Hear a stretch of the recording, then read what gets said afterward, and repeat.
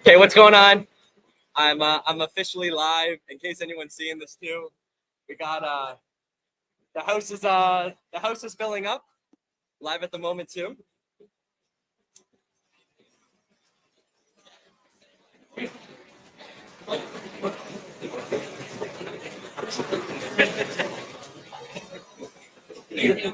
We're also live right now. Come say hello to the camera. We got a few hundred people watching on the laptop, so don't be shy. Put your product in front of everything. We're gonna be starting in around 10 minutes or so we still got some time. Again, goal be 5 new people. 5 new people. Tell them about your brand. Tell them your favorite thing that you like for breakfast. Let's get fired up. Let's rally a little bit. Everybody went sitting alone. Make sure you get at least 5 people. 5 people coming.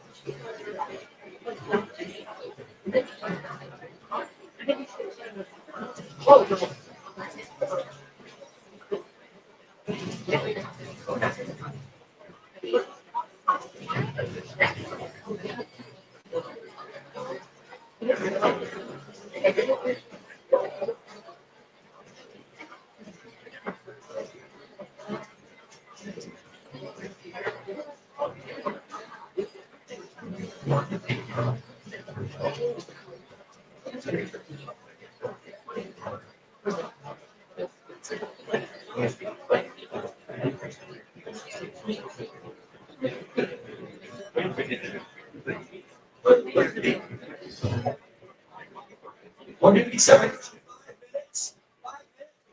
More people.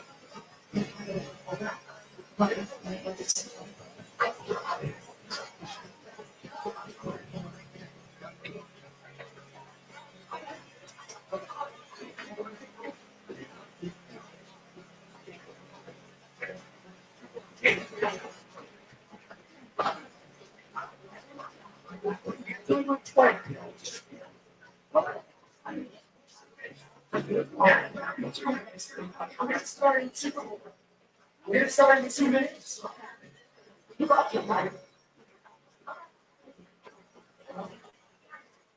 Alright, so we're gonna start in 2 minutes. So everybody with an empty seat, come sit down. Fine if there's an empty seat, you want to stand, it's totally cool. But we're gonna have a good time. So everybody, we're gonna start in 2 minutes. 2 minutes.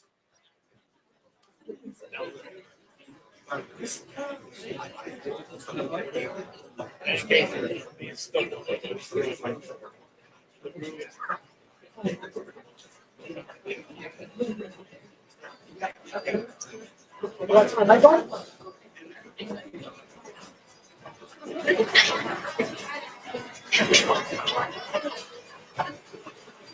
Hey, take you off here.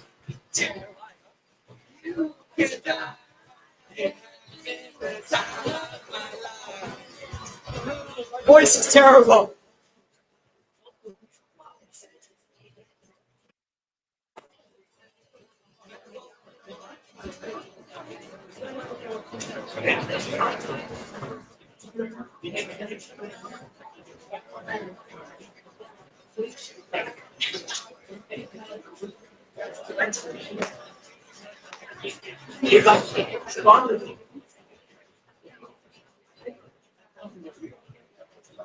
Here's the live.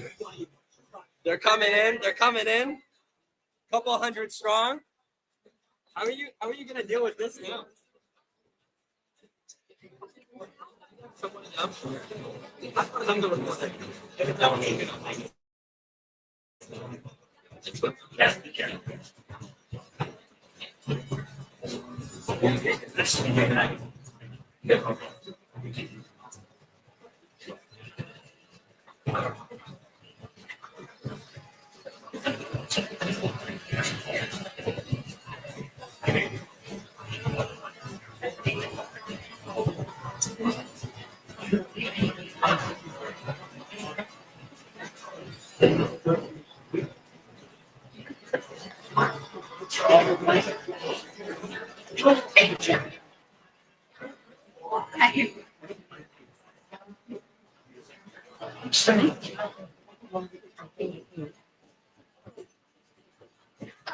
Someone's taking that seat. Is this his birthday? No. Okay, perfect.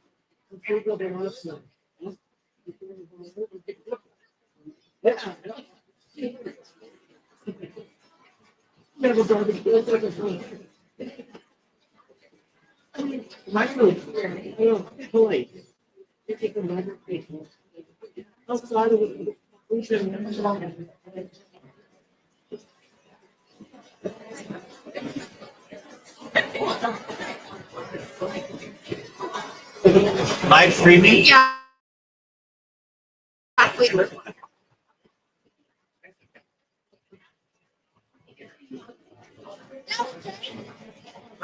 Wait.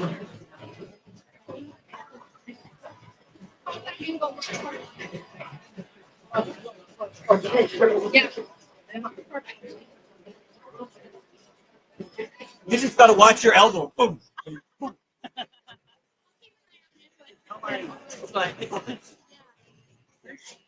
Anyways, let me know if it's giving you a lot more than you any problems. Okay. Okay.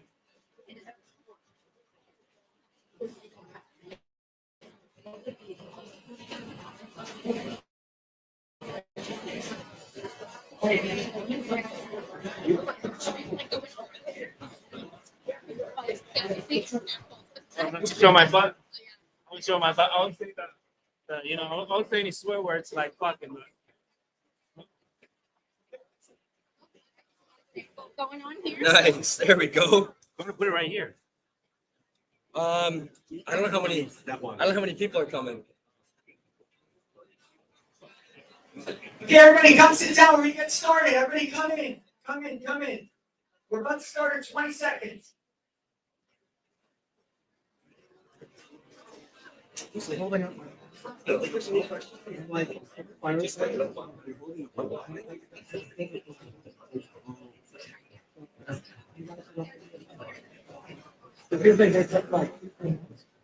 come find a seat, everybody.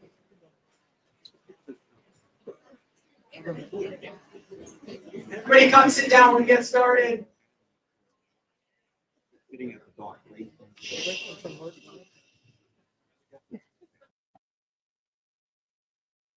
Welcome. Yeah. So guys, before we get started, Vanessa, can you come on stage? We want everybody to stand up. Every single person stand up, okay? We're gonna do a funky face. We're gonna get a nice video and a picture, okay? Hold on. Start with video or? Picture, everybody. Right, so hands up. We're gonna scream so loud that CHFA gets mad. Okay, we love it. Okay, so everybody, okay? First is a picture. Okay, Vanessa, don't hurt yourself. Okay, everybody's hands up. Weird faces. Everybody's hands up. Okay. 3, 2, 1. CHFA as loud as we can, okay? 3, 2, 1. See it.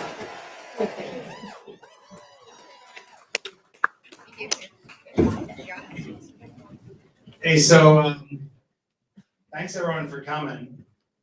It's been 2 weeks in the making, and we got a full house. So I think that's a good sign for the future. Yes, man.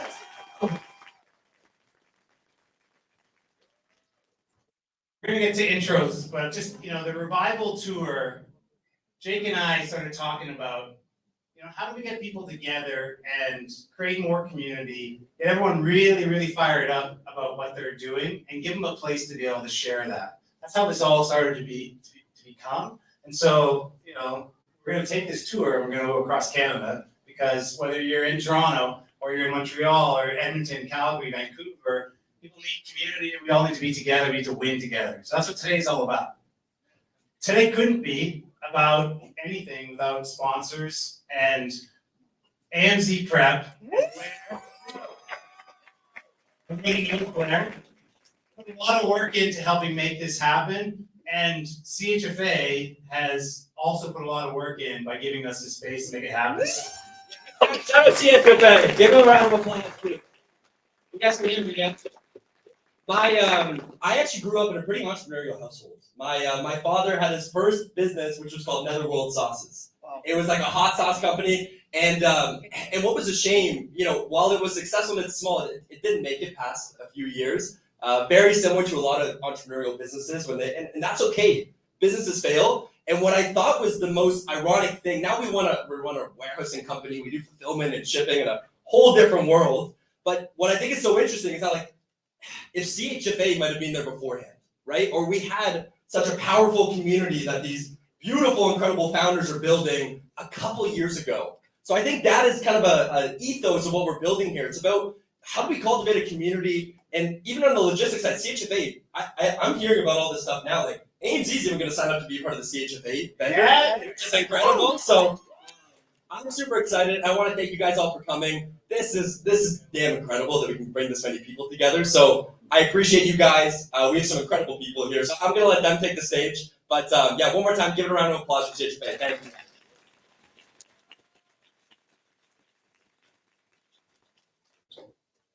Okay, so Mike said it before, guys. Revival Tour is literally about bringing people together. In Canada alone, there's a struggle with business. Can we all agree that entrepreneurship and small businesses are having some hard time in Canada right now? Raise your hand. Tough. That's a problem. Who thinks it's doing well? Raise your hand. Why? Let's go, baby. At least we have one. No, doing well and hardship is the same thing in the end of the day. So what we said is, when you're building a business, it's hard to do it alone. It really is. Whether you have partners or not, it's still hard. And when you have people around that are doing different things and you bring them together, you create a sense of serendipity. You create some momentum that can actually change things. And I know a lot of you in the room, I know everybody, I'm excited to hang out with you guys after. But when you guys work together, 1 + 1 doesn't equal 2, it equals 3. And I realized that over the last 6 years of building Midday Squares, we wouldn't have been able to do it without people. We wouldn't be able to do it without our team, but also the people that's helped us. And I feel like we're missing community. We have so much stuff to have community, such as social media, internet, physical events, but why can't we just do it together? And in Canada, we're missing that right now. So we're going on tour to bring that together, have fun, and help each other. There's no agenda, guys. Help each other. You could all do it. You never know what the person next to you is going to be able to help you change your life, change your business. And it's happened to me countless times, it's happened to Karen. And Don't be shy today. You know what? The number one thing when we asked everyone why you want to come here, the number one thing, I want more community. I want to meet more people. I want to like better my business through community. So now we're here. Don't be shy. You know, we're going to talk about maybe just a quick intro. Maybe not everyone knows who Jake Karls is. So. My name's Jake. I'm 31. I feel old. My joints are hurting me. For some of you in the room as well, feel the same way. I've been building businesses for 10 years, failed on 2 of them prior to Midday Squares. Failure is not a bad thing. It was an opportunity and a privilege for me, which led me to where I am today. And we're trying to build the next biggest chocolate snacking company. We want to do it in Canada, US, Mexico, across the world. And it's not impossible. I think people always tell you, you can't do certain things and it's too hard, there's too much this, too much that. Well, fuck it. You can do whatever the hell you want. And everyone in this room is doing something great. And I'm excited to be here today. We're going to talk about storytelling, authenticity, community, raising money, and omni-channel approaches. Thank you. Hi, everyone. I'm the co-founder and CEO of Blume. Has anyone heard of Blume before? I'm feeling especially sappy and reflective today because it's about 7 years into the Blume journey, which is so much. And at Blume, we're all about kind of rituals. We want to build a space with superfoods that you can build rituals that make you feel good and create a space in wellness that's not about, diets, shaming, guilt, but rather just doing things that make you feel really good every day. In the past 7 years, we've launched in 4,000 stores. We've done omni-channel pivots, we're going to talk about, raised money, gone through hard times too. So excited to connect with each and every one of you and talk a little bit more about the journey. Nice. For any of you that don't know me, my name is Mike Fata. When Jake says he's feeling old, this is my 23rd CHFA Expo East. So, he's old. It's older. Been an entrepreneur for 27 years. My claim to fame was founding Manitoba Harvest in 1998 and pioneering hemp foods. And over 20 years, we grew that business to a $100 million company. Grew over 16,000 retail partners in 20 countries around the world. And we were very, very, very fortunate that 5 years ago, we sold the business in a $419 million transaction, which was awesome. And now everyone's getting to see kind of Money 2.0, which I'm an investor, I'm an advisor, I wrote a book, so I'm a best-selling author, I coach entrepreneurs, I'm a mentor. I really just want, the only thing that's makes me more happy than winning myself is seeing other entrepreneurs win. And so I'm stoked for today. Yeah, so thank you, Mike. The current state, guys, the current state in Canada, these are some numbers that I think is important for everyone to know. We are actually 100,000 fewer entrepreneurs today than we were in the year 2000. That is a huge problem. Entrepreneurs, small businesses are really what build the ecosystem of Canada. And knowing these numbers, we're one of the worst in the G7s of the countries, and that is a huge problem. And that, when I saw that number, it made me ask why. Why is it? And when we started to tour around asking people and just going on social media and surveying, a lot of people were talking about funding being a problem. about small businesses and innovation not getting funded till they're profitable or till they're fully scaled. And a huge thing was also the culture of risk in Canada is not something that we have an appetite for. You go across the border, and I love doing business across the border. They're great. They like risk. And we shouldn't have to just rely on their funding and everything with them. We should have a country, we have a great country where we do take risks. And it comes to our education system, it comes to things like this where we do community building, and it will hopefully bring back those numbers. And I think, Mike, you were telling me about a 9% or something. Yeah, it's down to 9% entrepreneurship in Canada. And I have a real life example. I started in business in 1998. And in 1998, entrepreneur was a bad word. People you weren't proud to be an entrepreneur or a founder because literally people thought you were nuts and you couldn't get a real job. You know? When we started Manitoba Harvest, I took the title on my business card as sales manager because I was scared of telling people that I was a founder, right? And because of that, and a number of other reasons, entrepreneurship declined 11% in Canada, 10%. Now we're down at 9%, which spells disaster for our future, our kids' future, our grandkids' future, because entrepreneurs have created everything in this country, you know? And so we need to bring it back. And the way that we bring it back is, one, being proud to be a founder. Like, no more like being scared to tell people you're an entrepreneur. We tell people we're an entrepreneur. I don't care if you're a plumber or you're an electrician or you're making a food product or a beverage or you're in the service business. You got to be really proud. That's what it's all about today, is like set that stage, because the current state isn't good. We're seeing businesses close, not get funded, great companies, and the way around that is literally to make the most noise you possibly can. Hell yeah.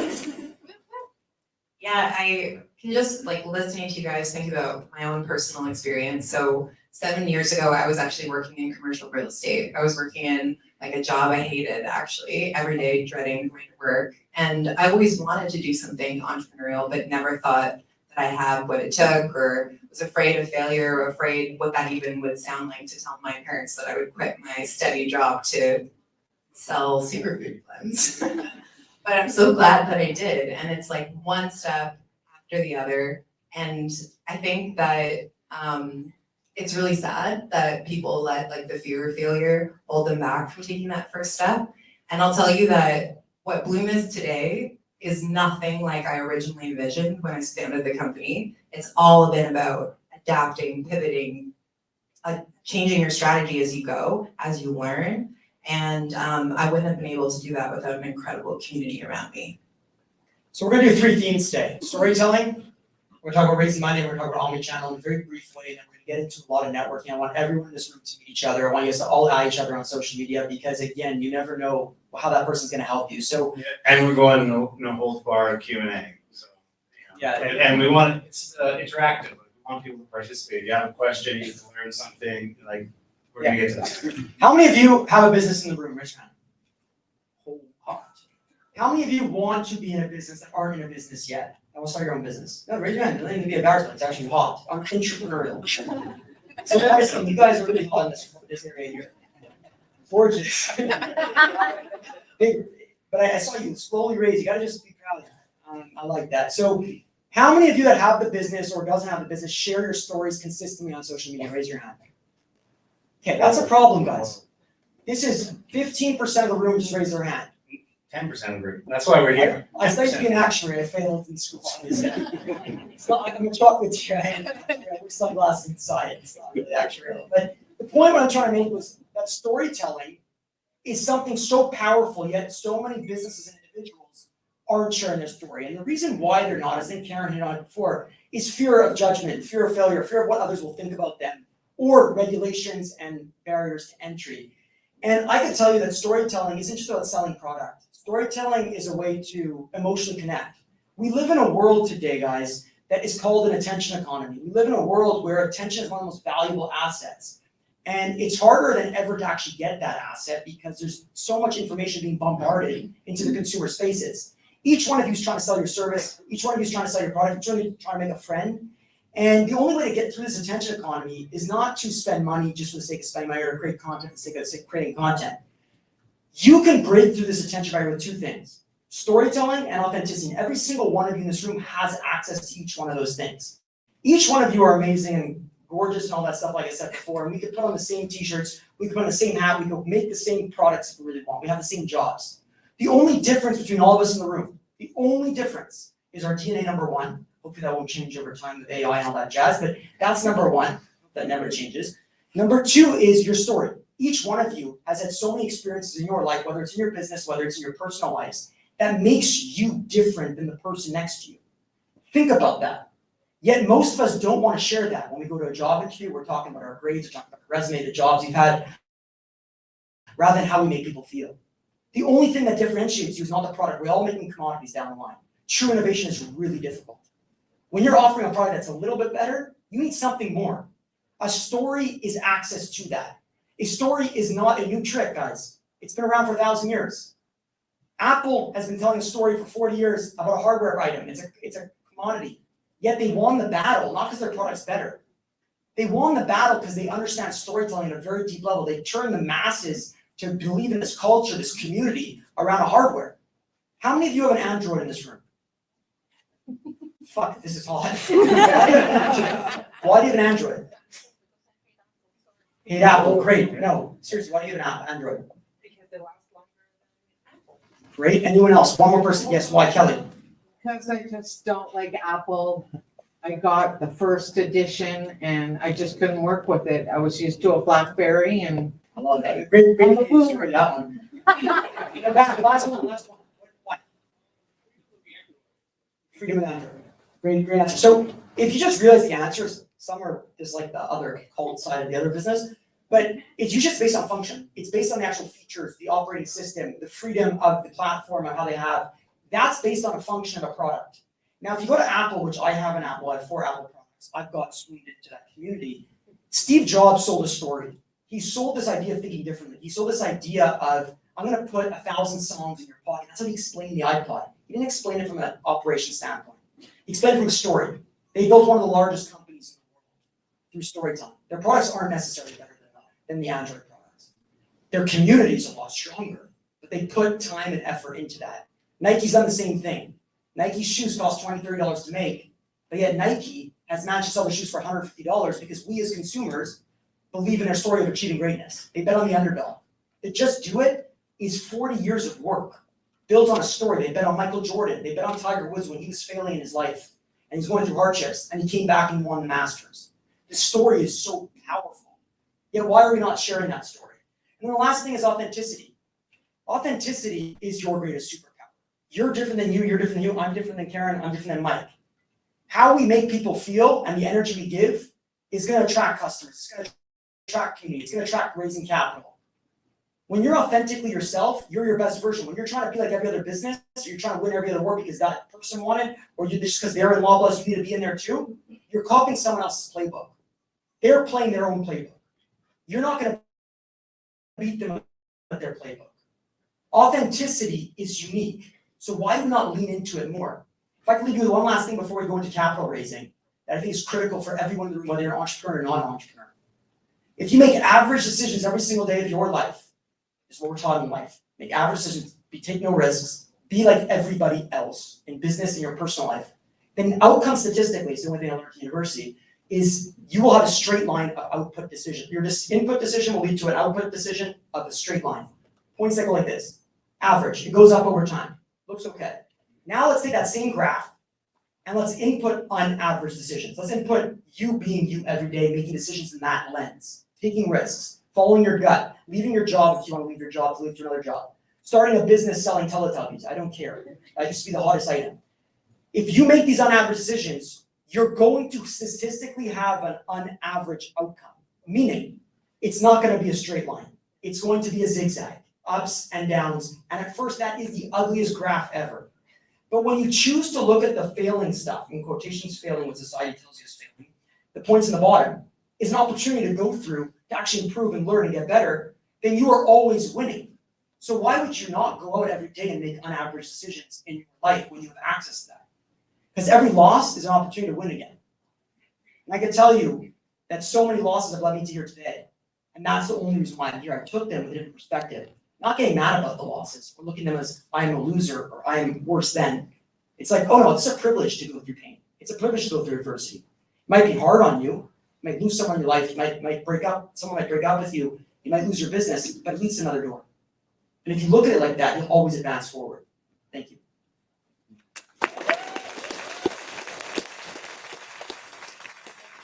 I hope after today, you guys share a story on your social media because you never know who's next to you or who's gonna see that. Next. How many of us are connected on LinkedIn? Just hands up. Okay, it's not enough. Half. I'm hoping the more of you after. We're going to talk a little bit about LinkedIn, but probably the people that are connected on LinkedIn wouldn't know that I'm the biggest introvert, right? Like I've shared some of my stories to weigh 300 pounds. Like I would hide in the closet and not talk to anybody. It was my best day ever, right? And then I thought that's not going to get me anywhere in life. When I got into business, I realized I could put myself out there and like share my story. And the best way, and it was scary as hell to tell people, yeah, I was overweight. I grew up and I was like a misfit. You know, there's 100 bad things about me. And the best thing that I've ever done was share all that on the internet. Why? Because it's authentic to me. What Jake was talking about, it is the story. Where that comes into investment, it worked for me to tell my story to gain investors, but I'm gonna give you two real life examples because I'm an investor in both Blume and Midday Squares. And I can tell you that neither Blume or Midday Squares asked me if I wanted to invest in them. They actually put their story out there, created their brand, were super bold, and as an investor, I was like, I gotta be part of that train. You know, I have to be. Can I invest? And they're like, yeah, maybe you can invest. You know, sounds good. What's in it for us? Keep the bit room first, you know? Well, top is soft inside. Yeah, no, sure. But it's true. And you know how many people come up to me and say, Mike, can you invest in my company? And I'm telling you all, if you're looking for investors, that is not the right pitch. I'm not saying, you hear it all the time in business, if you don't ask, you don't get. But that's not the right strategy or tactics to follow to get investors. The best thing to do is to be very, very clear on your mission and where you're going in life with your business and be super loud about it. And the right investors are gonna come and say, I wanna be part of that journey with you. I'm jumping on board. It's the flip side. And it takes a little bit more work to be able to do that, but it happens over and over again. And so and we can get into like tactical because we wouldn't say preparation for actually being able to raise money. I know that was like the second thing on here, besides being here for community and meeting other people, how do we finance our business? Because it's tough. It's a tough market out there right now. And we'll go into that maybe a little bit, but it comes from you being really proud of what you're doing and not asking for the handout is the best way. It's the same thing with mentorship. You know, if you want a great mentor, whether it's a friend in the industry that's going to be your peer-to-peer mentor, or an older guy or older gal that you believe could be a good mentor to you, the best way to get at that is to not say, hey, will you be my mentor? You say like, here's all the great stuff that I'm doing, here's why I'm doing what I'm doing, and then you're going to attract that right community with you. Make sense? How many people are raising money right now? How many people have had a hard time raising money in the past? How many people find it easy?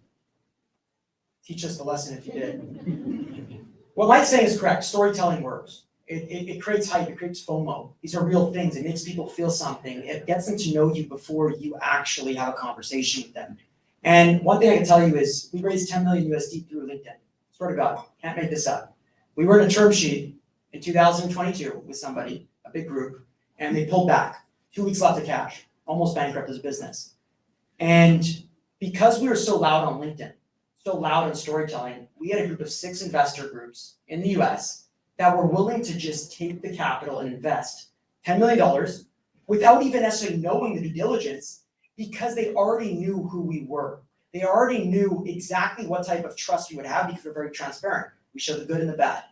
And what that did was it created a very warm introduction and increased the speed of our conversations at a very high level. All of you could do the same thing.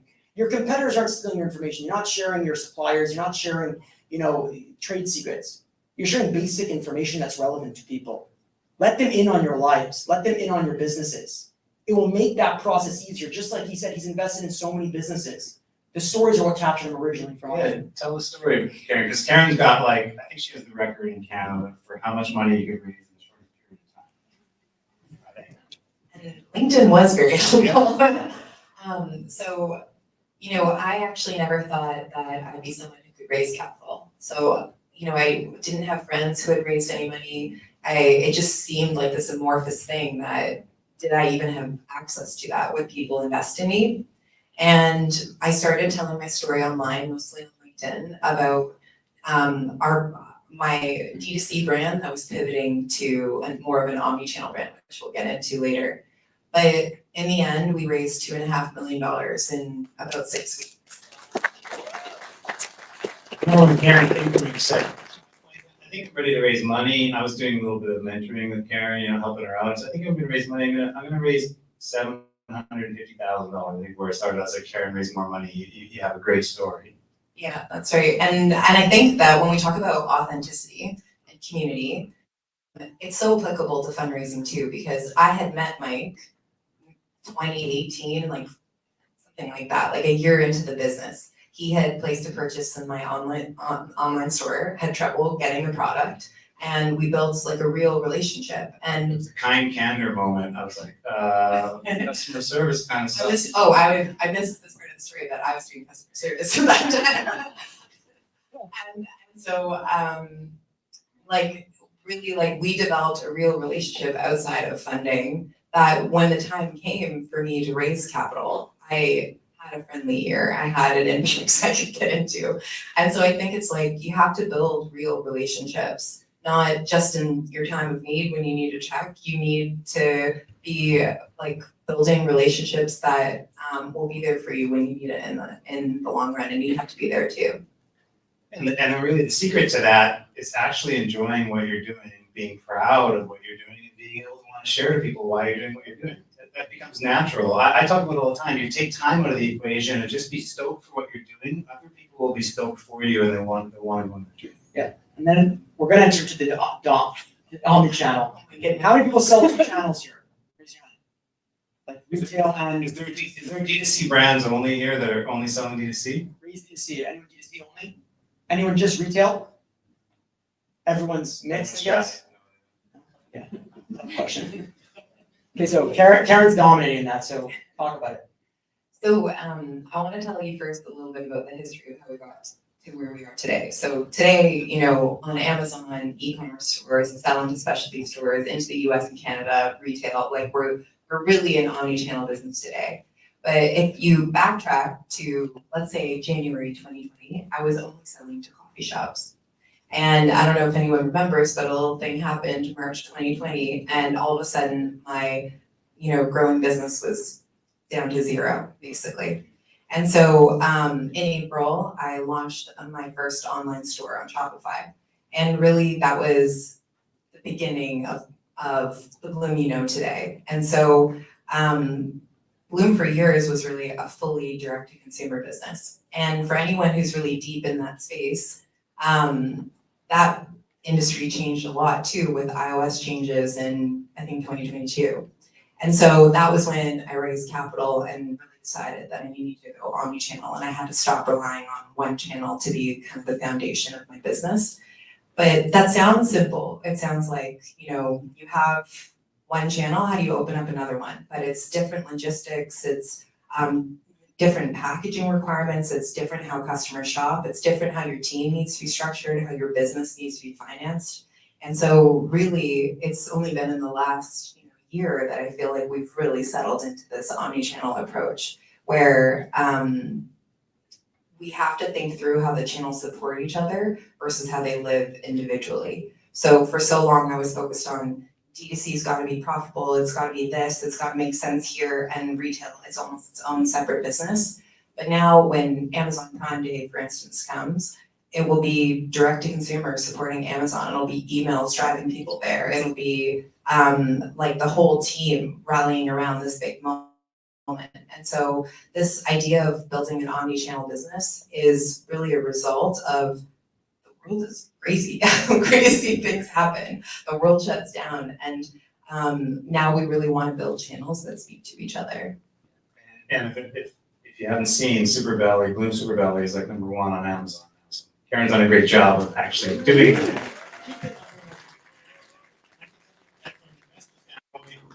D2C business is not worth as much as a business that can sell in brick and mortar up and down the street. Like the more that we can prove, and some of you maybe even think about that, is it, I don't want to be selling on Amazon, is it the right time to sell on Amazon, or should I just be selling in grocery or natural foods? Like the time is now to sell across every channel if you can, because it's going to make your business the most valuable and make people most interested in your business. Well, I think also, if anyone's heard this, I heard this for sure, that the retailers you work with, they don't want you to be on Amazon. They don't necessarily want you to have like that online store. And so that was part of the reason that I didn't jump on Amazon earlier. But really, they want products that sell, and they want products that are marketed and stories told, and where you're out in the community and doing good things. And so I think if you're worried about that, that was one of the reasons I didn't go on Amazon and why I didn't sell into certain stores. And it really hasn't been a problem once we focused on building a brand and community versus specific channel strategies.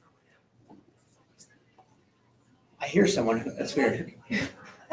So guys, so from all the stuff that you just said, there's a common theme of sharing your story. Right, this started right before we go into networking, but you guys should all share your story. Q&A, but you guys should all share your story. There's really nothing to lose other than judgment. And if those people judge you, then so be it. You'll move forward, and you don't need these people in your life. And Actually, I'll say that here's what happens on LinkedIn specifically, okay? You put a post out on LinkedIn and you're thinking, oh my God, people aren't gonna like me, they're gonna think, no one likes it, no one's gonna see it, you don't have to worry about it. Right? And if people like it, a lot of people are gonna see it, and I guarantee you the next time that we're connecting, you're gonna say, wow, I pulled the Band-Aid off, I started doing it, and it impacted X, Y, Z. I met a new investor, I met new retailers, and like, that's the reason why. I can't make this up, guys. If none of this convinced you about storytelling, whether it's omni-channel, whether it's raising money, or whether it's just building a brand, in 2019, we were raising money from the provincial government. Quebec, any Quebecers in here, or Montrealers? Oui, tabarnak, on y va, on lâche pas. Anyways, Quebec's unique. The people are very unique. We're amazing. Large business there, but it's amazing. Anyways, we were out of money, and we were building a manufacturing plant, and we needed $4.1 million. 4.1. It's a lot. We were doing under $1 million in revenue at the time, I believe. So no bank would have touched us. No venture capital wanted to touch into CapEx investment. And I'll never forget, we had about 2 or 3 weeks of cash left, and I went to the hockey game, bought 3 tickets front row behind the penalty box. Everyone's been to a hockey game here, hopefully, or a sports match, yeah. We'll have to go. Long story short, 3 weeks of cash. Went to the game. We needed the money to put down payments for our machines. And if we didn't put the down payments, the machines would never get made, and Midday Squares would have been bust, bankrupt, guaranteed. Because we were hand making the bars at a very big loss. Went to the game with 2 of my buddies. I took them, I treated them, it was $900 expensive. There was a guy sitting next to me, I didn't know who he was. And everyone just kept coming up to him saying, hi. They're like, hey, how are you, sir? I take a picture. And he was so annoying. Like, to be honest with you, it was just annoying. I paid $900 for seats. People walking, I wanted to slash their feet, you know. Long story short, end of the second period, a penalty finally comes. Penalty has a GoPro in there where it puts you on the Jumbotron and it puts you on national television. So for $900, you get Midday Squares on top of the players' heads. Unbelievable marketing, right? My business was already going bust anyways because we're getting the money. And I'll never forget, finally the penalty comes and he was sitting in the seat that was in front of the camera. And I just didn't even ask him. I was rude. I don't know why, but I put my elbow near his area. And didn't feel nothing, but so he starts laughing because like the bars end up getting on the TV on the Jumbotron. We're a local small business. Everyone's cheering us on. And he's laughing and he goes, is this your business? And I go, bro, nice of you to ask. Are you famous, bro? He goes, I'm not famous. I'm a politician. So I go, oh, who are you? He goes, I'm the Premier of Quebec. Monsieur François Legault. Yeah. I was like, holy shit. I was like, now I have 30 minutes left of this game, basically, to tell him my dream. I'm winning $4.1 million from his government to fund our facility, our infrastructure. And I tell him the story with the most passion I've ever had in my life. I wanted to cry, like my blood, sweat, and tears out. This was my moment. They were expired bars. And expired bars, that's big money, right? You're already bust anyways. But long story short, I shared the story. I blood, sweat, and tears, and he's listening and he's asking. He's like, "It's so cool that you're a young entrepreneur. You're building, jobs here in Quebec. Did you ever come to one of our programs that we have, Investissement Quebec, being one of them?" I was like, "Actually, funny you ask. Yeah, we're waiting on money from that program." And I told him, and he's just like, "We got to do better." Blah blah blah. Left the Bell Center. He asked for the bars that are expired. You can't have them. I don't want the liability. Would have been bad for PR business part. But I left the Bell Center. Hear this out. 36 hours later, the money was transferred to our bank account. $4.1. I can't say he did anything, but what are the odds that in those moments, the serendipity, the coincidence of me sharing the story, that the money was transferred and we're here today. We're in business today because of that. So you never know who's there. You never know who's listening. You never know who can open a door for you. So start sharing your story. Share tonight. Share tomorrow. You have a huge weekend ahead. We have a ton of people here. Take pictures of them, share it. It doesn't have to be about us. It's about you guys growing, you guys building community. And I hope that we convinced you enough to do that. And I hope that Monsieur Legault one day see me today and then we have to have another conversation, but that's something else. Anyways, thank you guys.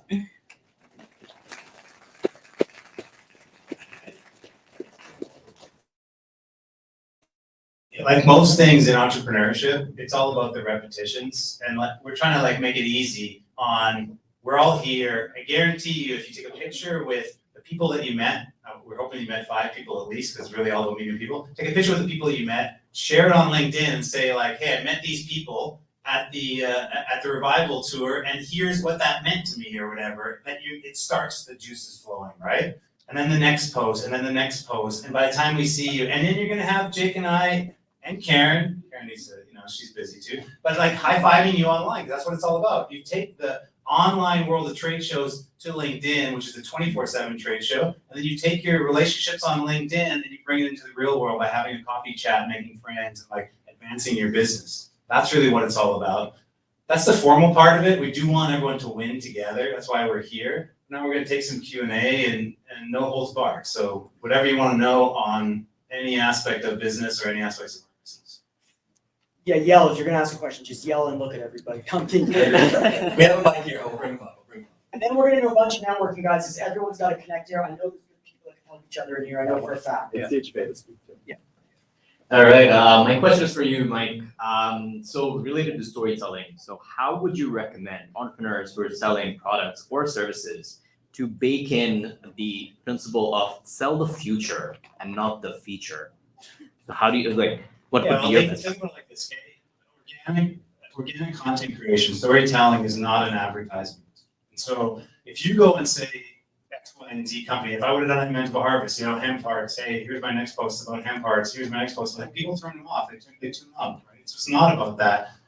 I always like to think about it that we're selling 20% of the time and we're like educating, entertaining 80% of the time. So if that means that you're gonna do 10 LinkedIn posts, maybe 2 of those posts you could be like, hey, we won with this new retailer or something that's like an advertisement for your brand. But if not, tell people like, hey, I grew up in this small town in Ontario and my high school was really, really tough. But that got me fired up and I learned X, Y, Z, like that's what people wanna connect with. It's true, and it scares the hell out of most people to do that, but that's the way to do it.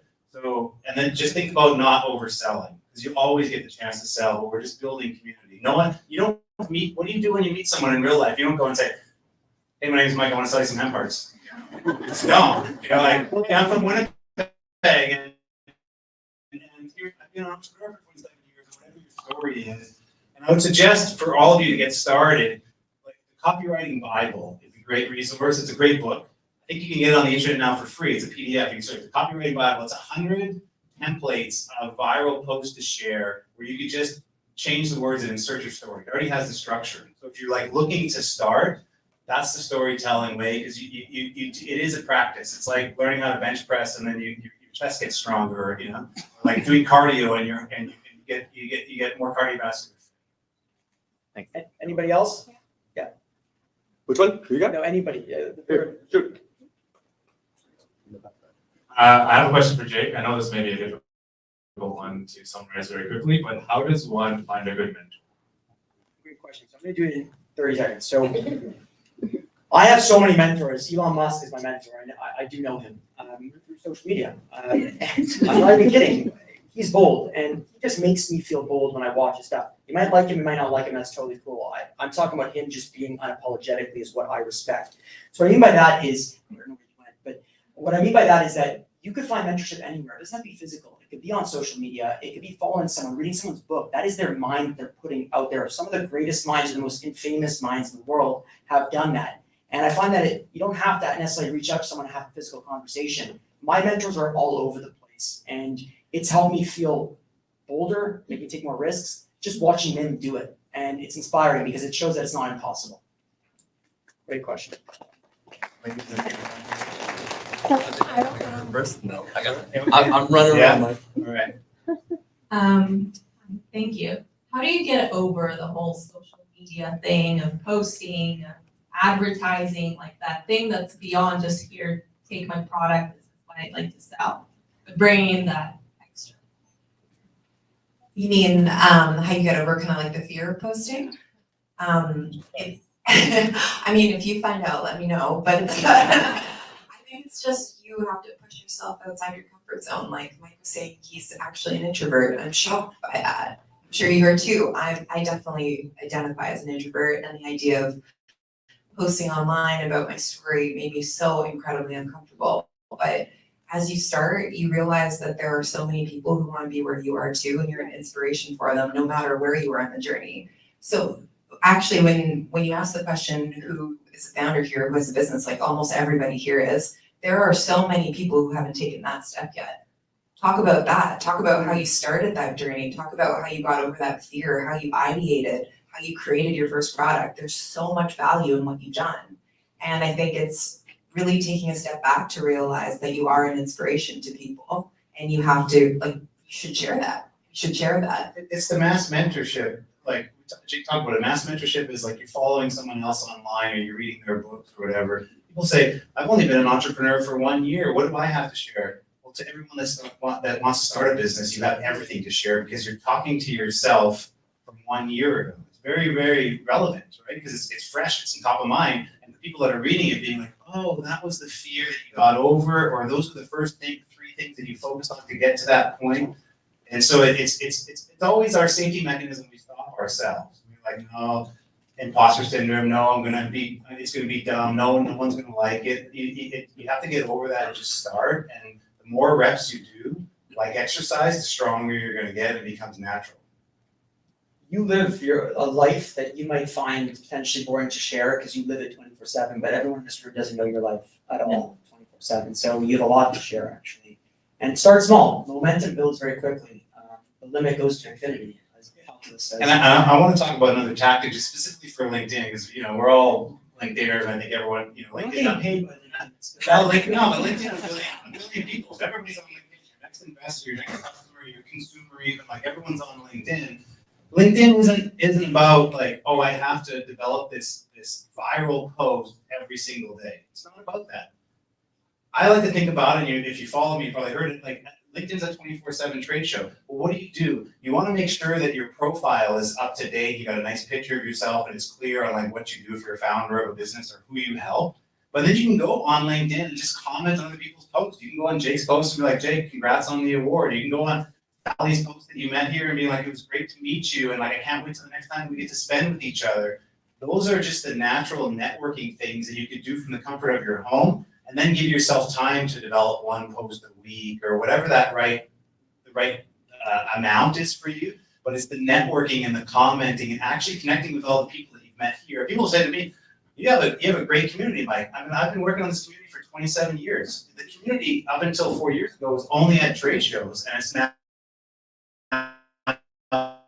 taken online. But you gotta take it online, but take it offline by like truly networking and caring.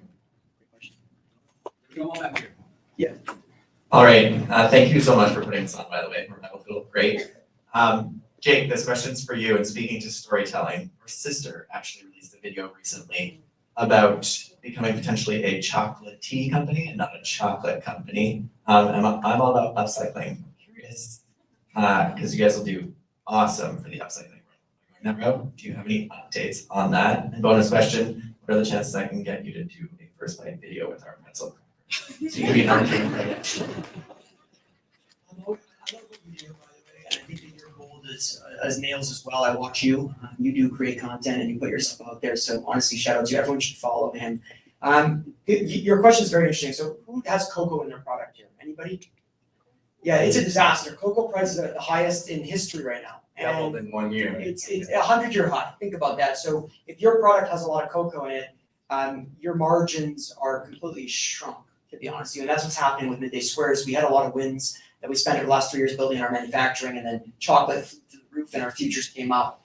And now a huge margin piece is actually going to drop. And we looked at innovation, and again, storytelling allowed us to reach out to these people. People reached out to us saying, we watch you guys, we can help you solve this problem. And this problem it's actually a solution with upcycling as a way to do it. And we went to go see it. Leslie went to go to Peru because you get on planes and you show up, even if it's expensive, even if it means that you don't know what's going to happen from it, because you don't. And when we went there, we actually tasted the product, and it was delicious. And it's it would be a substitute for cocoa butter that we would use, and it would lower the cocoa.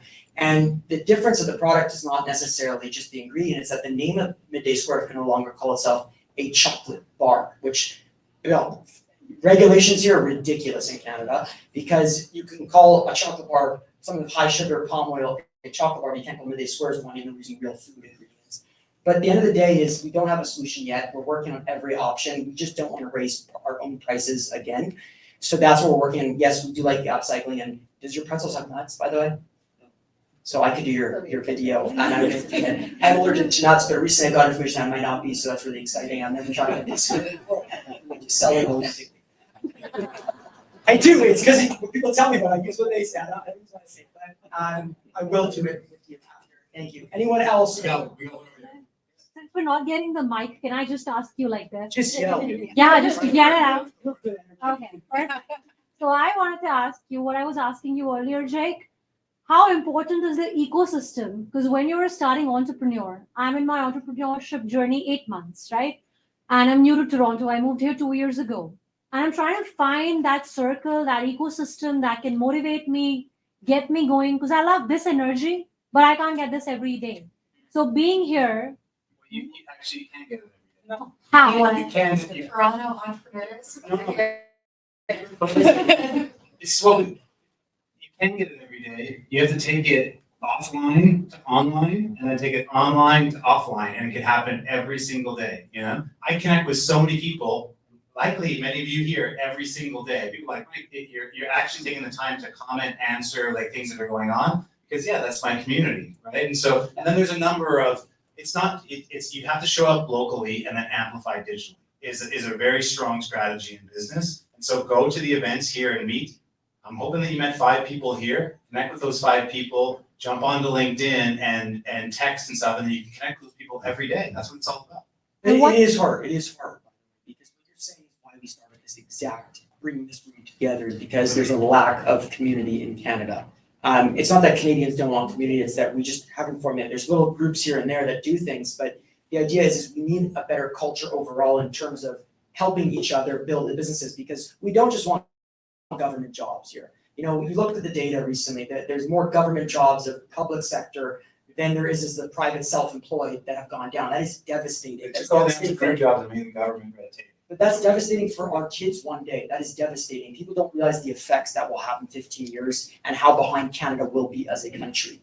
Innovators like what you're doing, I don't know your business, but I'm assuming you're solving a problem or doing something that you believe is something very good, and I'm sure it is. You are the future inspiration for the next gen to do things, that it's possible. You moved here and you're building a business. That's powerful. And I think that everyone here should connect with each other and just be a listening source. I try my best. I don't answer every message I can sometimes, but I try my best to engage with as many phone calls as I could do, because I know when we started Midday Squares, we had just the 3 of us, my partners and I, and it was very hard to get in touch with people, and it was devastating. It was really hard. It was draining. It was at moments very depressing, and mental health wise, it was hard. You know, when you're building a business or you're trying to leave your career to do something entrepreneurial, the odds are stacked against you. You are supposed to lose. I am supposed to lose. He is supposed to lose. Karen's supposed to lose. Everyone in this room is not supposed to win. The 90% chance of failure is so high, it makes us crazy to even want to start it. I didn't win for 20 years, so like 8 months in, you know, just think about take time out of the variable and just and be proud of what you're doing and do without thinking it has to be a certain way next month, next week, next quarter. Just be at it. Be at it. Be as passionate about it and live your lifestyle in that way. And you'll see you're going to attract a community in that. That's reach out. Don't be scared to reach out. Like somebody may not answer right away. It doesn't mean they don't want to engage. They might read it and not answer, but they might come back to it a week later and say, "I'm catching back up to this. I'm going to reach out to this person." So don't be discouraged if someone doesn't answer. Don't harass or anything like that, because I don't think any of us want in this world. But I've been soured, what do you call it, read and not responded by a lot of people, and then I've hit them up a second time. And I just said, "I'm still here if you want to chat." And they'll be like, "Oh, sorry, I saw it before. I was just really busy. Let's do it." And that made me realize that a lot of people they're not rude. They're actually just, some people are very busy and some of them don't have time at the moment. But you just keep going as long as it's respectful. Thank you. Great question. Okay. We've got to do 2 more questions because I want everyone to network with each other. I think that's what time is it? 4:10. 10 after 4. We got lots of time. 4 questions. We're good. I would suggest, Jake, Mike, and Karen, they wanted you guys to use this hashtag. So I think the biggest takeaway you can do, if you want to meet 5 people, take a photo with 5 people before you leave that damn door. Take a photo, selfie with 5 unique people. I mean, shouting about it all damn day. There's a reason behind it. Use that hashtag because all 3 of them, they're going to be on watch alert the next couple of days because they're going to be sharing it, commenting, engaging. You will create your own ethos around it. Yeah, this thing. In the Partiful link. Oh, good call. That's a really good call, actually. Yeah. I didn't really think about marketing right there. You will. Yeah, so go through Partiful. There's a question for Karen, so I want to make sure we're on the retail side. So like Amazon, connecting on Amazon, relatively easy. You set up a Seller Central account and you start, sending in inventory and selling. But how does one get into that retail game? How do we acquire retailers? What's the foot in the door? So when I first started selling into retailers, it was literally knocking on small independent doors. So I live in Vancouver. I would get on the bus with my samples and I would go door to door to try and get limits for bringing like made lattes from a neighboring coffee shop. And I think there is no shortcut. It's really putting in the legwork, doing the steps and perfecting your pitch, refining the positioning and listening. Some of our biggest retailers now, like Blume, can be found in Whole Foods, Sprouts, Target, or through LinkedIn. Like Target was literally a reach out in my inbox on LinkedIn. So I think when people think about storytelling and building communities, I'm not posting Target buyer, please reach out to me. I'm telling about the story, talking about our products, talking about, my vulnerabilities, and that's what brought that person in. So, there are all sorts of different ways, but when I first started, I wanted to stay really close to home so I could really monitor how things were doing, learn about what customers were thinking, support with demos myself. And from there, you go graduate in distance, graduate and how big the stores are, all of that sort of stuff. Yeah, I call it the 10-10-100 strategy, which we can all do. You take 10 retailers that are within 10 kilometers of your house or your office, and like you can go in there every week or a couple times a week and befriend the owner or the manager or the buyer and like harass them until they give you an opportunity. No, not harass. Harass in a nice way. Harass in a nice way. But and make a promise to say, if you put a product on the shelf, I'll come in and demo myself. I'll do founder demos in the store, and people get excited about that. And as soon as you have that first 10 stores and you have 100 customers in each store buying that product, then you have a testimonial, right? Then you'll be able to go to the next like 25. And once you get in, the party's just getting started. Getting in is the easier part. It's keeping in and selling. And how many of you sell in retail here? Raise your hand. Yeah, a lot. You still So stressed out? I know we talk about storytelling. No, I know we talk about storytelling. It's critical. Think about it. There's typically 30 to 40,000 products on a supermarket shelf, depending on how large the retailer is, and there are great retailers out there. Why should your product stand out of the 40,000 other products? It might be the best product that tastes unbelievable. It's the most functional, whatever you have. But how are you supposed to stand out in 40,000 products? The only way to do it is you're not going to be able to spend $100 million on end caps across the nation. It's impossible. You don't have the capital.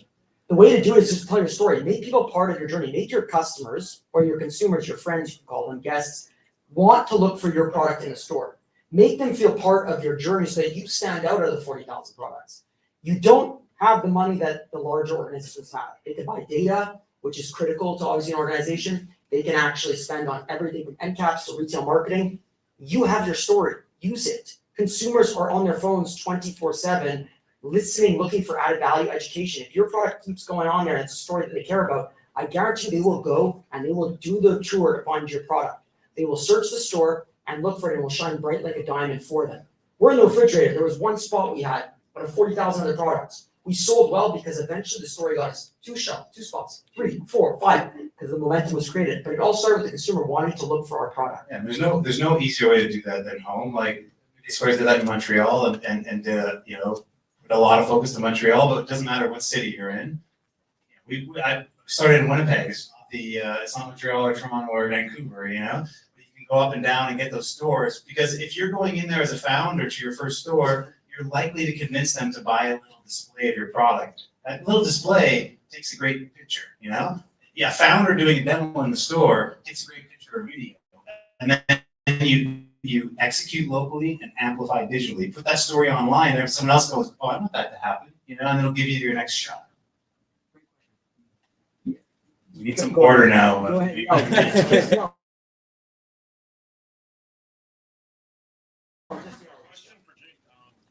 I don't know. And he's my mentor. It's a mentor-mentee goes both ways. I don't know. Everybody has a mentor, is open to mentorship, but where did you get that drive, or like, how did you stay consistent, like starting the business and continuing in the business, maybe without the mentorship? I think you need delusion, delusional self-belief. I was delusional. I still am. I still think that he could be bigger than Hershey's. I still do. I truly believe it, and people think that's outrageous. And that's fine, to be honest with you, because I truly believe that. And I surround myself now with people that amplify that with me. So I'd say at the beginning, when you don't have mentors or people like Mike, like Karen, like anybody in this room, we're all epic. You've got to create a bubble that's tight with you, that is completely delusional to believe that you could achieve this, because the naiveness will actually allow you to go further. Everyone's going to tell you it's impossible. Only you know that it's actually possible. If everything was impossible, you wouldn't have landed on the moon 40 years ago.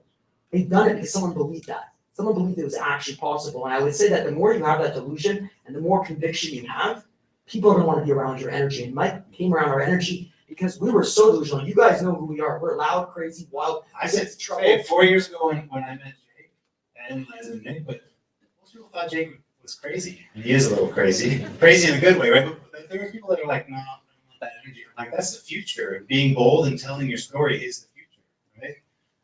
I just want to say on that is that, you know, obviously Squares has 3 incredible co-founders. Not every business has that. So as a founder, as an entrepreneur, you really have to do a self-assessment and say, what are your strengths? If you're strong in like operations and finance, but you're not so strong in sales and marketing, you may want to, a co-founder in sales and marketing may be that person that can be your side by side, or that's your first hire or something. But like, you need to make sure that sales, marketing, ops, and finance, all the bases of the business are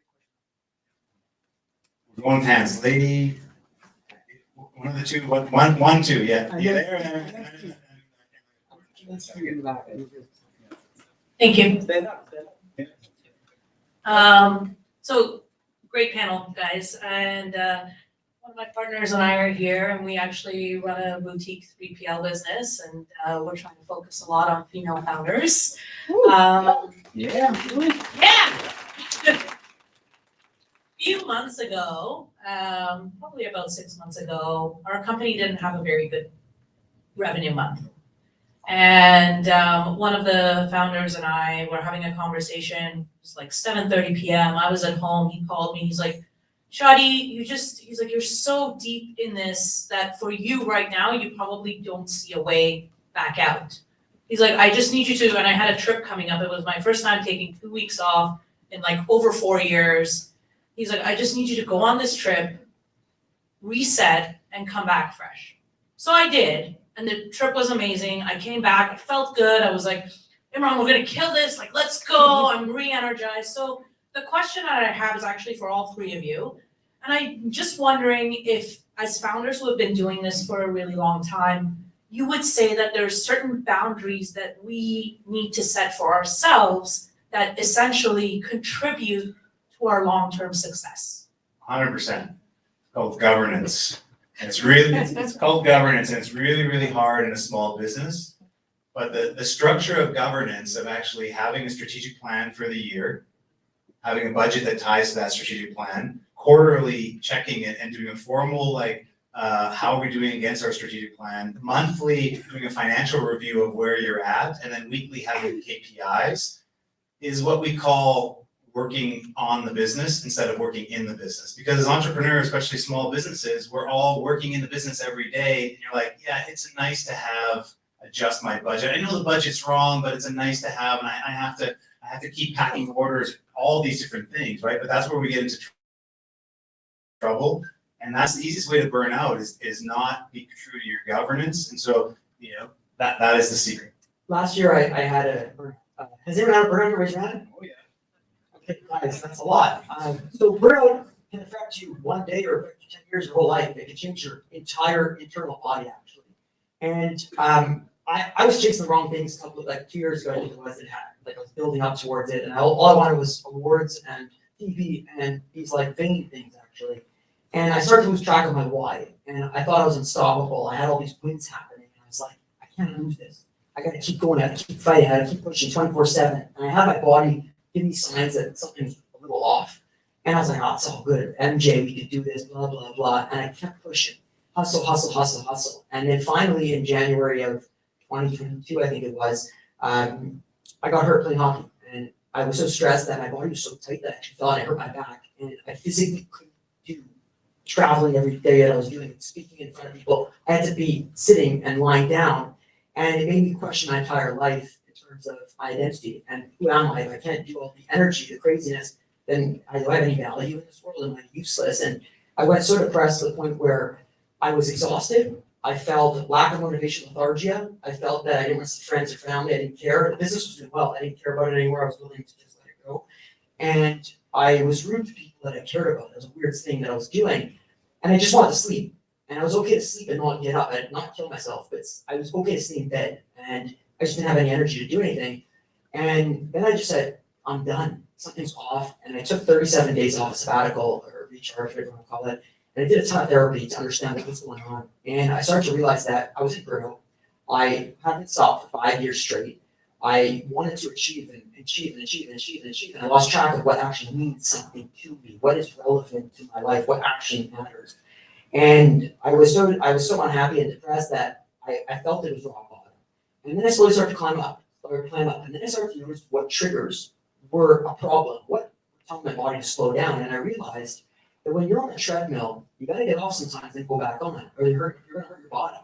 And I did hypnotherapy, I did a ton of things, and it took me literally 8 to 9 months to get back to 90%, which I'm probably at today, like 95. But now I know when to stop, when to take a week off. Your business will be fine if you take 2 days off for yourself, if you take a week off for yourself. It will be okay. Hopefully you have some ops and safety, that's what is important, but everything else, it should be fine. And if you hold that pressure all the time, eventually your body's just gonna say no. And it's extremely dangerous. It's extremely dangerous, and it's critical to speak up about it. It's critical to let go and to actually take a second for yourself. Otherwise, it is impossible. No human has ever done it. They have all burnt out, or they have all fucked up their entire lives. Look at a lot of the entrepreneurs. Their whole personal life is disaster. There's a book called Traction too. It's like an EOS operating system. It's an entrepreneurial operating guide. Great book. I think I would just add to that it's so easy to see overnight success stories. Like Mike, I'm sure you get this sometime where people think it's just overnight for 20 years. And it's so easy to see in comparison and to feel like this time crunch. You know, that you've got to achieve certain things all the time. You're hitting new milestones, and it's imagined, really. Like, of course, that like what makes amazing entrepreneurs is also how you hold yourself accountable. But you have to take care of yourself, and it is a marathon, not a sprint. Orange jacket. Like Jake got me running around. Orange jacket. Orange jacket and Steve. She said she doesn't have a question. It was solved. It was solved. Right here. Orange and then Steve. Okay, Miss Orange here. Hello. Thank you. First of all, I follow all of you on LinkedIn. Trying to not fangirl too hard and lose my mind. And also thank you, Blair and friends, for putting this together. The fact that you want to get a bigger piece, the community you guys have brought together. And we're just getting started. Oh, this is beautiful. So I'm Tatiana from Sunday Monday Mimosas. So I'm the mimosa in the fun goodie bags you're gonna get today. Awesome. My question for all of you is, for 3 years, I've been applying to get to the LCBO. Finally got in, beat out 1,100 brands. Super exciting. Let's go. LCBO earlier this year, we did much better than anyone thought we did. And as of last week, we got in writing from the LCBO. Guess what? You are now a permanent listing because you exceeded sales for our new business program 124%.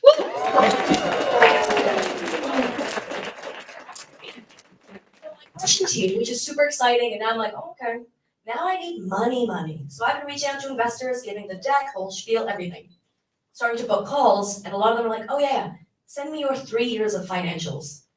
I'm like, oh, did you miss the part where I launched earlier this year? So I look to all of you of how would you advise that I get around this hurdle of I'm a new baby business, big plans, big ambitions. I think I'm doing quite well already, but I'm not 3 years old. I'm quite new. So how would you advise this conversation? You have to be clear on what the future looks like, right? And that's obviously different for every business and every stage of business, but if you know, in my first year of business, I did $50,000 in sales. And my plan was the next year to do 100,000, then 200,000, and I had to clearly write that into a plan. So every investor is going to want to say, give me 5, not 3 years of past financials, because you're a startup, this is seed capital, but like, where are you going over the next 5 years? And have some basis of how did you figure that out? Hopefully you say, hey, we know every LCBO we're in, we sell 5 units of Sunday Funday a week or 25 units, whatever that is, and you base your plan off of that, of new stores and expansion that way. But you have to sell the future, and so the more time that you put into that investment presentation, the easier it's gonna get. But I can tell you this, okay? For small businesses and just starting out, it's way easier to get your friends and family to invest, and or angel investors, which are a specific investor that just take flyers and they give people checks without a lot of due diligence on it to finance your business, probably until you're like $1 million. Yeah, and I would say that in, a small business, when people are working to invest, they're investing in you. So it's like hearing you speak, hearing you talk about it, that's what's gonna convince somebody your conviction.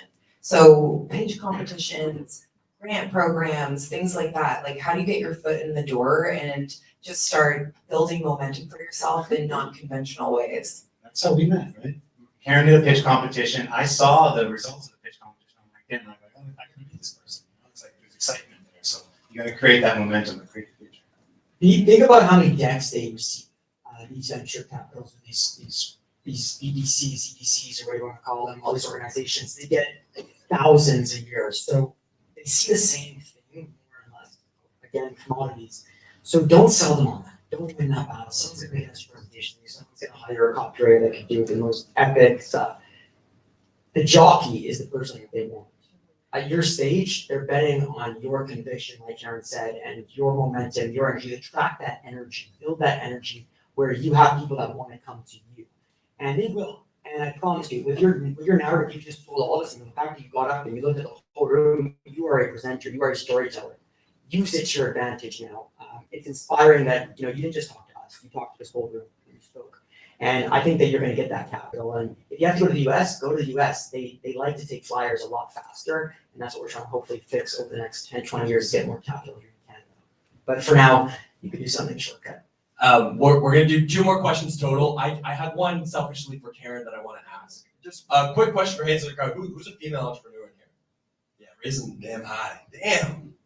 I think, Karen, to a couple questions. Obviously, I think female founders, female entrepreneurship, females raising capital, that is a whole different ballgame that you had to kind of break down those glass. I think 2-part question, how do you accomplish that? And 2, what are those communities? Like, I've heard about Monday Girl. That's the only one that I know about, but maybe there's other ones that you can kind of shed light on. Like, how do you nurture that community? Speaking from the boy outside, basically. Well, there were a few really good questions about like mentorship and community. And when I first started, I literally on LinkedIn would just ask people if they would have a coffee, and I would bring samples. And so I was really lucky when it came time to raise capital that I had an incredible community of women founders that I could lean on. And I'll say that, this just happens to be the community that I run in, but they have always been so supportive, so helpful. They want to see you win. They want to see more women take their businesses further. And so if you're not working on, if you're a female entrepreneur and you're not working on building those connections now, you have to start. It has been, beyond Blume, some of the most rewarding pieces of this entrepreneurship journey for me. But there are incredible angel groups. There's the Forum for Women Entrepreneurs, Monday Girl. We are involved in Monday Girl too. And there are incredible networks and communities out there that are want to see women thrive, and it's up to you to tap into those networks, because once you get in there, they continue to support your journey, show your story for you, and really want to see you win. Steve? We got one more question. One more question, and We got we're gonna network. Bring it up. Yeah. Steve's the last one. I'll just yell. I have a fundraising question. So I was able to build and sell a beverage company over 9 years. The other founders did the same. When I was in the game, pre-2021, all the good old days, it was well known in the industry was that 3 to 6x on revenue valuation, fast growth startups, right? If you had good momentum, you could expect 3 to 6x on revenue.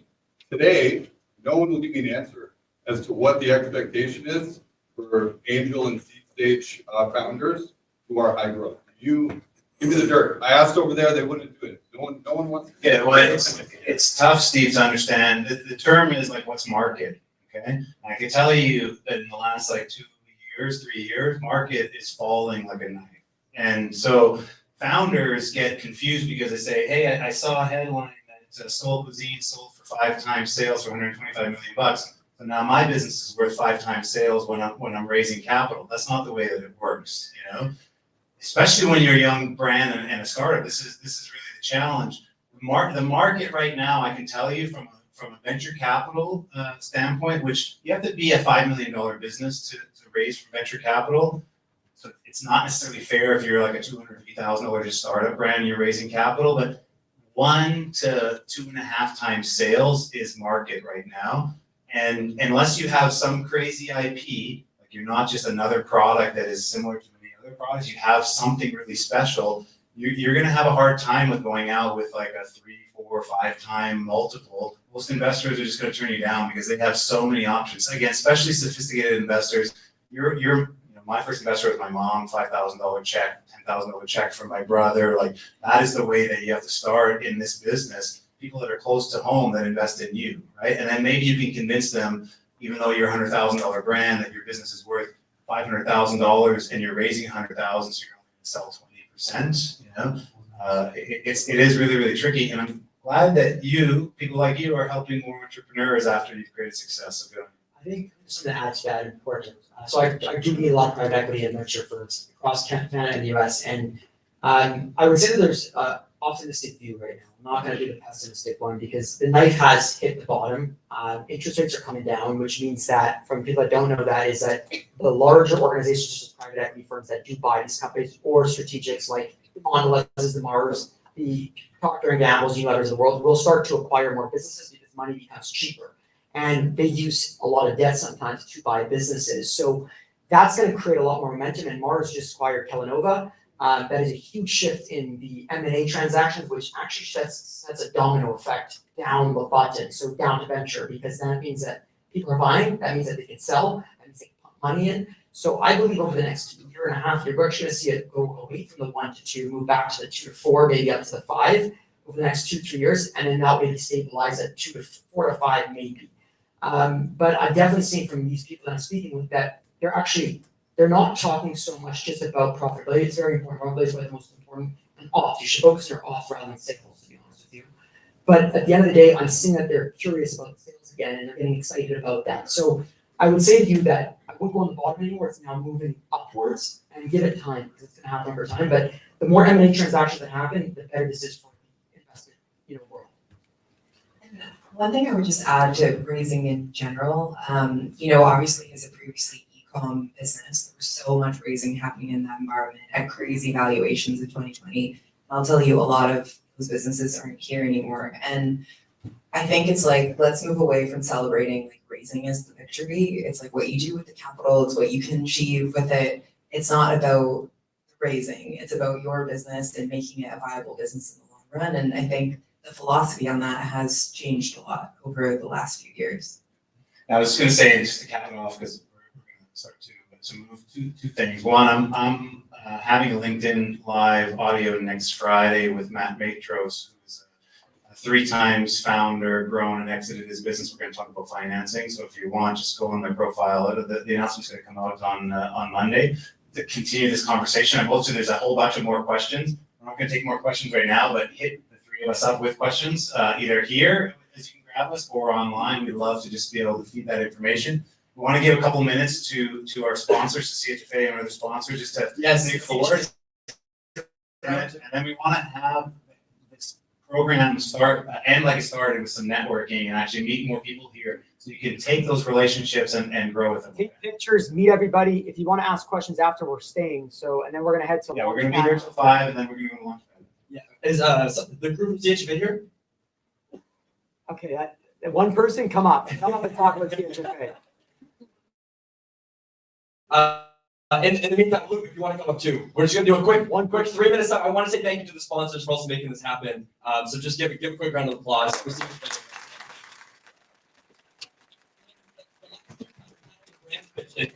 On the other side, so I think we'll have to put Merville a little bit of pressure to see how the pitch is going too. We can rate him on the other side. Merville, say a word. Hey everybody, my name is Merville. How many of you guys are currently selling your product into the US? Please raise your hand. How many of you are planning to sell in the US? Awesome, so most of you. So Loop is a global digital banking platform for global Canadian businesses to help you guys be able to save on some of the banking fees you're facing from the banks. We know that the banks haven't been set up to help support you guys. Most of the problems you're facing is high FX fees, wire fees, ACH, and everything. And this can affect whether it's your Amazon payouts, your Shopify payouts. So we have a solution for you. We also offer Canada's only multi-currency credit card for some of your spend, and some capital options, because I know that was a key thing that we spoke about today. So if you're looking for purchase order financing, loans and lines of credit, hit us up at bankonloop.com.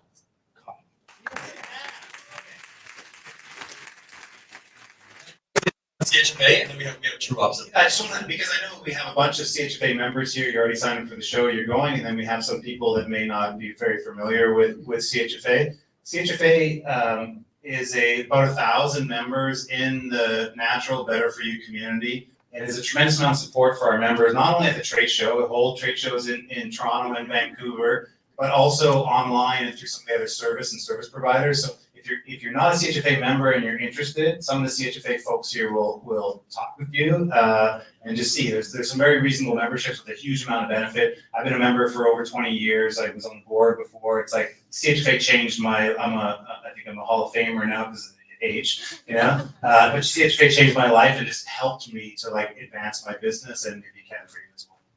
Yeah, we'll be sad. Sorry, Jake, boy. I was Voting back on the board. You know what? I may have one more stint on the CHFA board, and sometimes it's about politics. So I might need your support as a CHFA member. I'm campaigning, vote me back on. I'm gonna do great things. I'll rally behind Mike all day. I jump with them. That's all that matters. True Ups, last one. I just want to bring them up to the stage. And by the way, there is I made a promise. We got a bunch of goodie bags outside. My ask, obviously, we sold the shit out of this bad boy, and thank you to the amazing people. There's way too many for the amount of goodie bags, but we had a bunch of brands come in and actually just support, right? Sunday Fun Day, thank you guys. Like, there was a bunch of really incredible brands that donated some of their product. Just, make some noise about it. So if you end up getting a goodie bag, I ask anyone in the seats, right? If you come with someone, just grab one. I ask they're on the way out, but after 5. So we want to make sure that the people that network, if you leave early, don't grab one, but I want to make sure the people that are networking, that was my one note on the goodie bags as well. 5 o'clock goodie bags. 5 o'clock goodie bags. Until 5 o'clock, meet 5 more people, and then 5 more people, and then we'll see you. Right, so True Ups, for all you Amazon sellers or want to be Amazon sellers, we do reimbursements. Not the most exciting after all this excitement. I tell you to come up here and talk about money and reimbursements, but when we find you the money that Amazon owes you, and you see that number, it's pretty exciting. So we are actually a company that was created by a founder who was paying 5% to try to get those funds back from Amazon, damaged goods, refund, reimbursements that get damaged or warehouse. Is anyone familiar with all the issues that Amazon can have? Yes, thank you very much. So when you have all those issues and then you go to file those claims, it's a complete nightmare. You get a different answer every time you file a claim, right? So we're here to help, and our founder created a technology that basically will look at your numbers continuously, so multiple times per day. and we are the lowest in the industry, so 10% instead of the 25%. But the technology continually looks at your numbers, and we are finding a ton of money out there that you are not being reimbursed by other providers. Even if you're doing it in-house, you should have a reimbursement company look at it. It takes 3 minutes to sign up with us. It typically takes the legacy providers about 3 weeks to get you onboarded. In 3 minutes and for free, you can sign up for a reimbursement audit from us. Once you get that audit, it takes about an hour. I was actually on a call with some sellers about 2 days ago, and one of our founders was talking. During the time that he was talking, a seller signed up and got his audit and started talking about his audit results, and all the other sellers were just absolutely floored that this happened.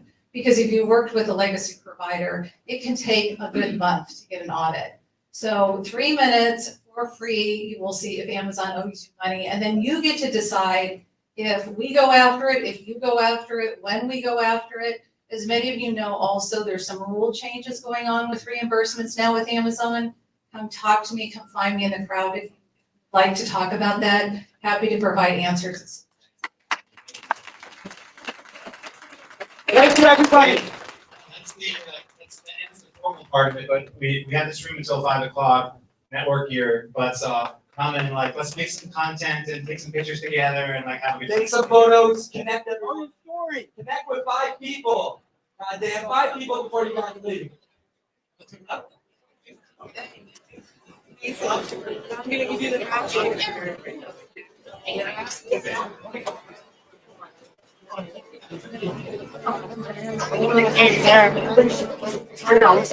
Oh, sorry, man. Stop. I was going to ask figures. I was going to ask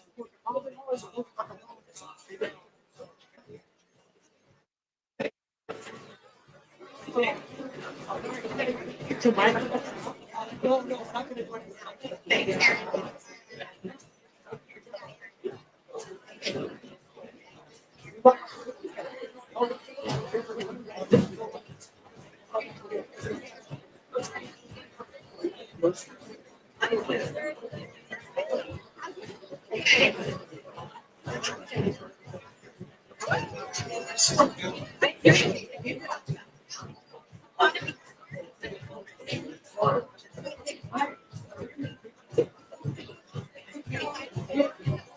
No.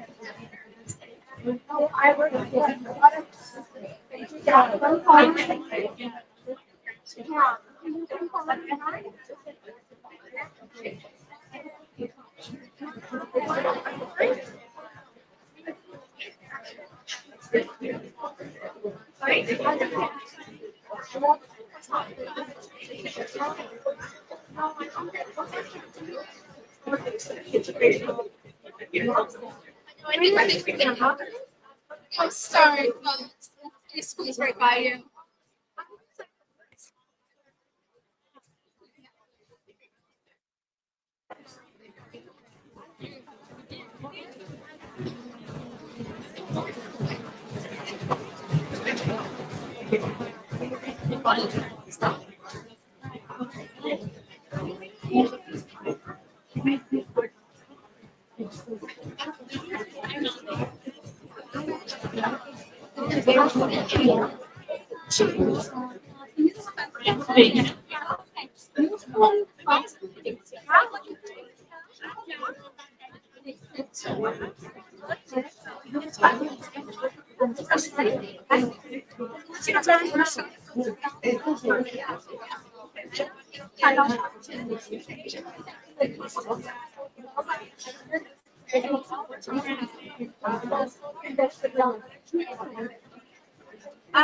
I just saw this one because like I think Grant showed us one for everything else I want. Because when you look at the trees,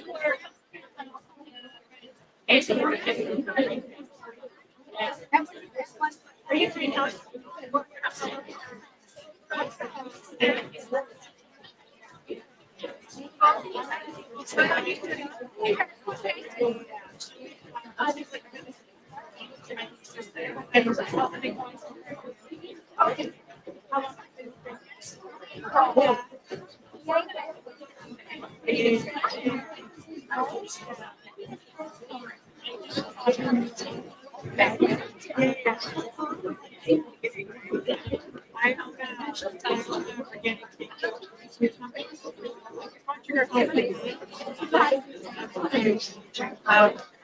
But yeah, it's like I've been here for 2.5 years, but yeah, it takes time to find your work.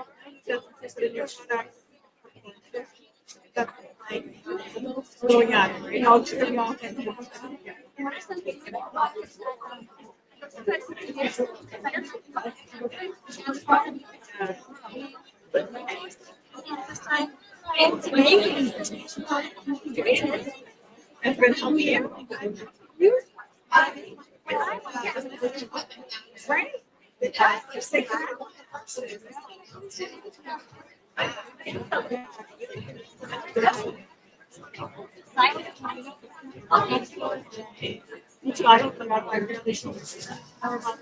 Right?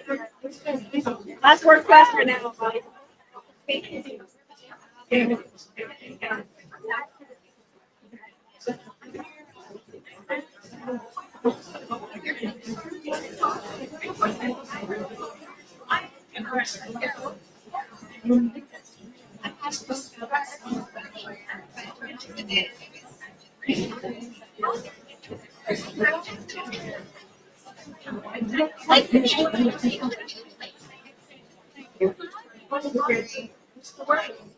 For myself.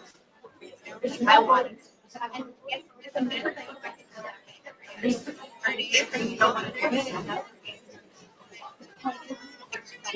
Right.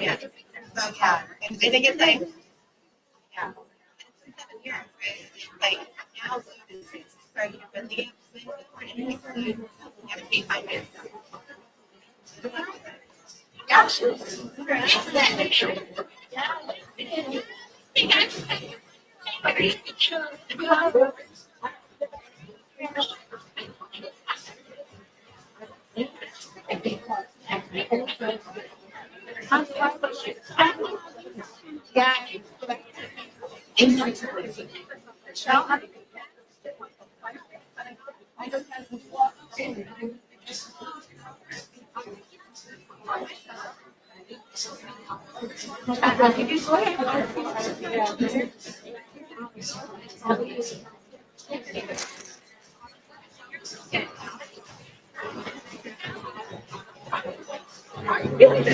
I'm going to right now. Sure.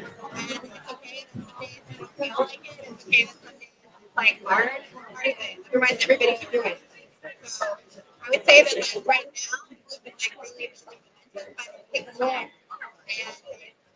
just because I think staying in the race, staying dedicated, keep choosing yourself, keep choosing your vision, and it'll stack up and eventually will be better.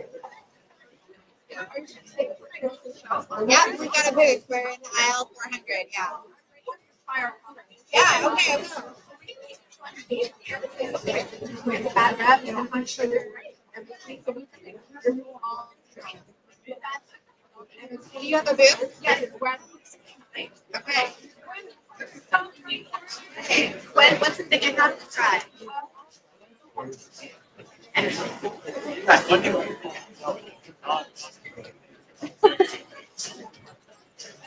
Man, the energy in this room's so good. Are you still live? Yeah, we're still live. I know. No rest of the wicked.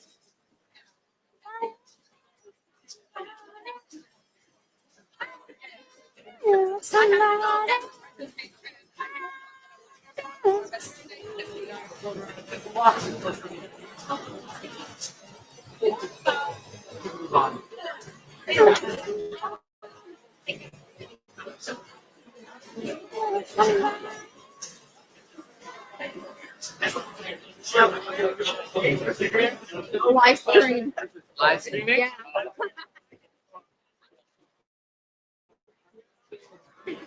Hey, I'm doing good. How are you?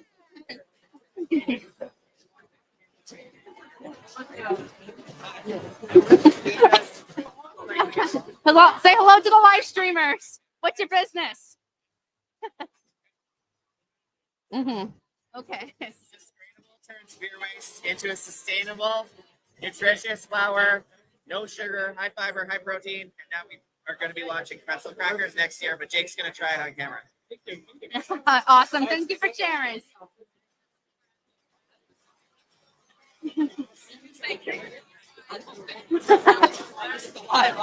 Yeah.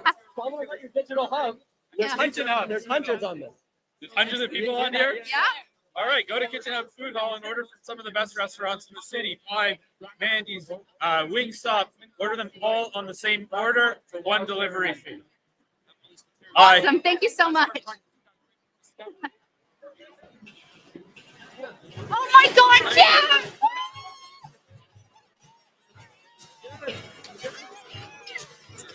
I live like. I think I saw you like it. You did. I'm gonna go to.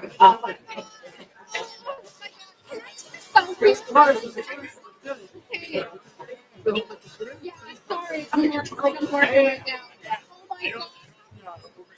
That's so crazy. How have you been? Amazing. Right now, they're working with. Yeah, I'm working with Blair actually. Who sponsored this event. Yeah, I do. I love it. I've been doing like what I'm doing. Yeah, for sure. Yeah, yeah. I hope you enjoy the conference. Okay, awesome. Oh my God, that's so good. Okay, it's great seeing you, Jack. Okay, have a good day. Oh my God.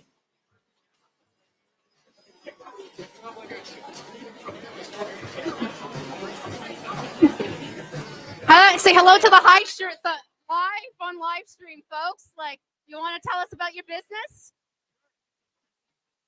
So, my company's called Flash Market.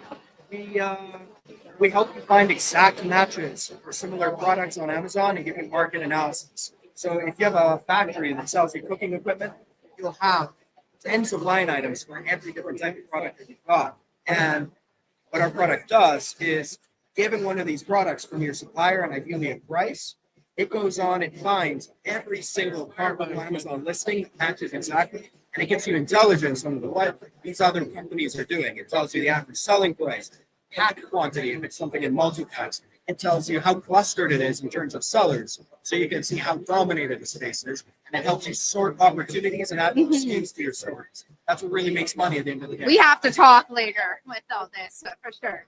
But anyways, thank you so much for sharing. Hi. Thank you.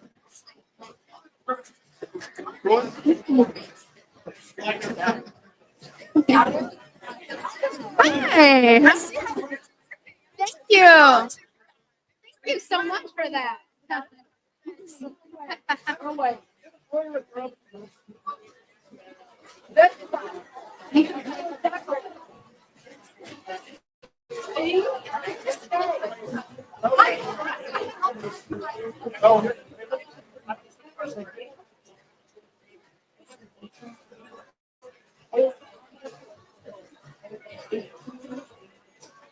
Hi, folks. I'm going around with the live stream right now. So, would someone like to pitch their product?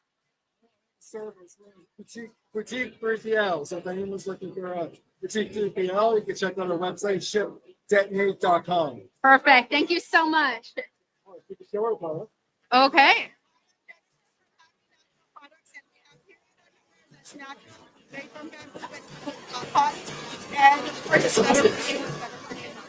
Awesome. Thank you so much, guys. Hope you enjoy it.